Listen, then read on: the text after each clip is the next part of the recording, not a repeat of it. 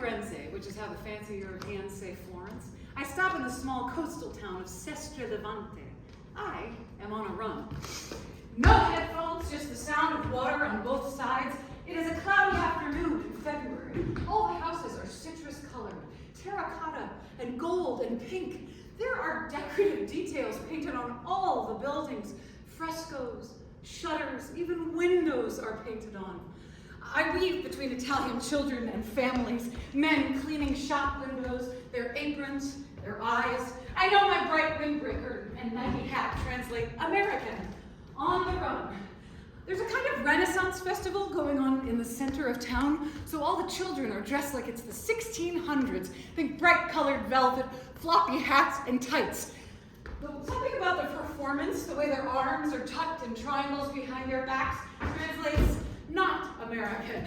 An MC booms in Italian, attenzione! I stop running for a moment, taking it all in. I run on. The sky is heavy with clouds.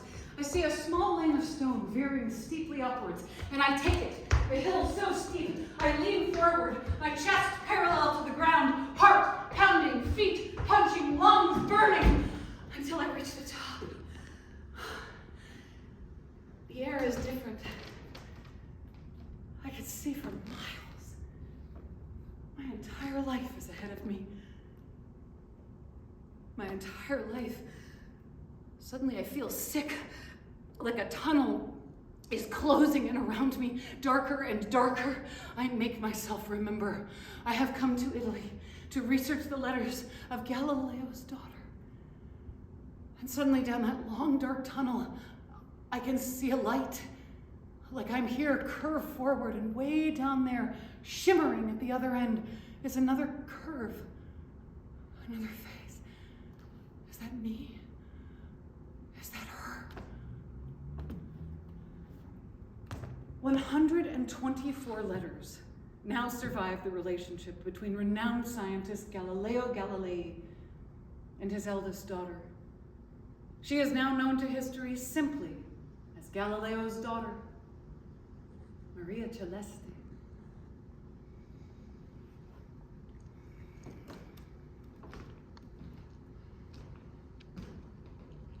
That night, I am consumed by dreams. He is there. We're in a pickup truck, his hand on the steering wheel. We drive down an empty street in my old hometown, past porches, small bicycles abandoned on yards. Through a large living room window, I can see stairs that lead up to bedrooms where there are dreams. We drive in silence, leaving this life we almost made. I want to take his hand to say what? Could I possibly say?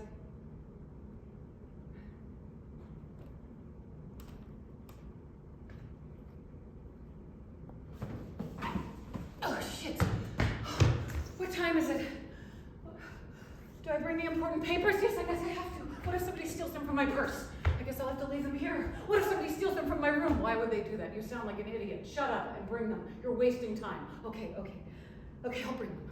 I cross the Ponte Vecchio, rebuilt in 1345, fuck me, and then head eastish and arrive at the Museo Galileo. As soon as you enter the Museo Galileo, you are standing in front of a huge contraption called an armillary sphere. A three-dimensional diagram from the Renaissance of the universal machine of the world, as conceived by Aristotle and perfected by Ptolemy when they believed that the Earth was the center of the universe. Looks like an enormous ball of yarn. But instead of yarn, it's thick metal rings lined with little metal teeth. Each ring represents the orbit of a heavenly body around the Earth, including the sun, the planets, even the signs of the zodiac. This is what Galileo was up against when he discovered that the sun was the center of the universe, not the Earth. I try to peer between the thick metal rings. And way in there sits the little, tiny Earth. mean to free her from that little snare in the center and set her on an outer ring like all the rest? The rooms of the Museo Galileo are filled with astronomical instruments of brass and wood, delicate clock arms and wheels and circles and clicks in glass cases like mechanical cupcakes. It is amazing what scientists were working on in the early Renaissance. But it is also amazing how beautifully they did it. My fingernails and eyelashes click against the glass as I try to comprehend the intricate engravings and minute metal embellishments of all the scientific instruments.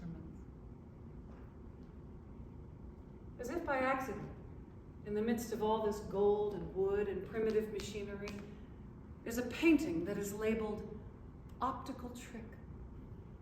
A wealthy lord is painted onto an accordion-shaped canvas, his face in profile suspended by a bright white lace collar that offsets his pointy mustache and beard, the noble angle of his nose, and a large torso robed in stately black.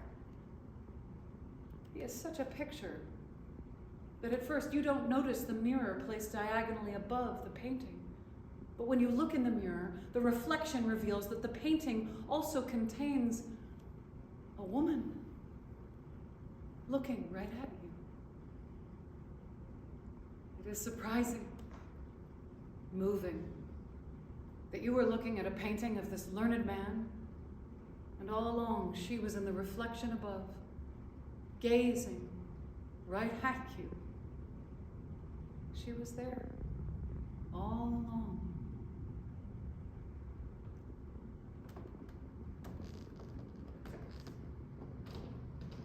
There were 30 Poor Clare nuns at the convent of San Mateo, women whose families couldn't afford a marriage dowry, and so the convent was cheaper, or who, for whatever reason, couldn't be married off, like in the case of Galileo, because his daughter was illegitimate. Marriage or convent, those were the choices. The Poor Clares took on a vow of chastity, poverty, obedience, and enclosure. Joining the order meant giving up everything.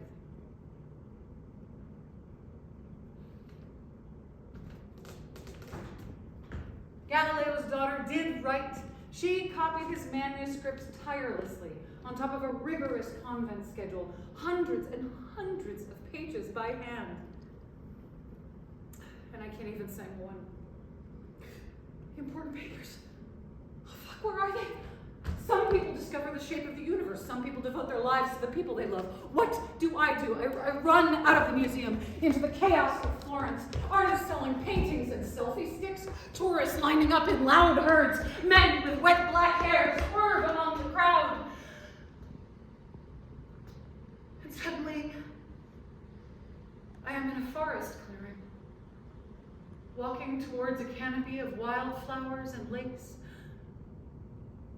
There he is, eyes shining, boyish smile, a laugh you can pick out in a crowded room. We met when I was 24. I take his hand. The minister asks us if we will stand by each other in sickness and in health till death do us part.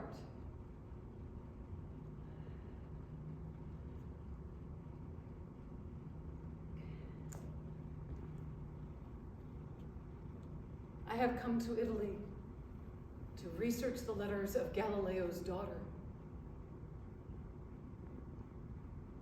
The manuscripts department of the National Library of Florence is a long, narrow room filled with gleaming golden wood.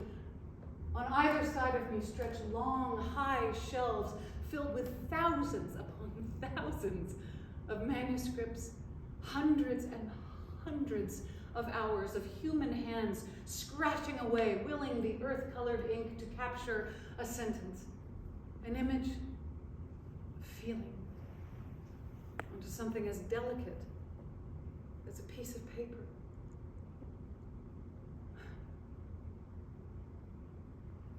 That night, before bed,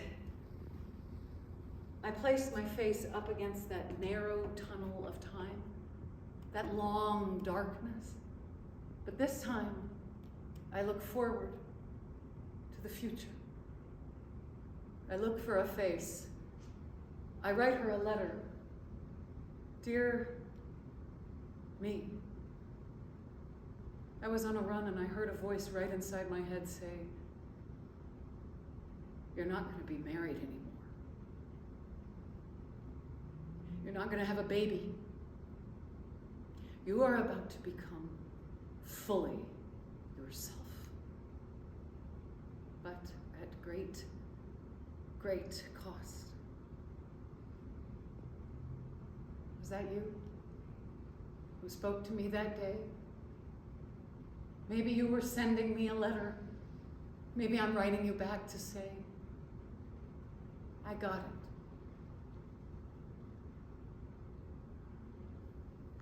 My final day in Italy, I make my way to Arcetri. It was Sister Maria Celeste who found this house here for her father, named Il Gioiello, the jewel. Galileo moved in when his ordeal with the Inquisition had ended. Had a garden in the back, large, airy archways between rooms. But best of all, from the window of his study, he could see the convent of San Matteo. So run we do. Through the streets, I have come to Italy to research the letters of Galileo's daughter. All the houses are citrus-colored, shiny and cracked stones. We float higher and higher, higher and higher, until the Tuscan sun hits our face. We float higher still, until we see a woman working at a desk, her arm bent around the page. Is that me? She sees us. There I am. There I am. Radiant and whole in the center of my life. Radiant and whole in the center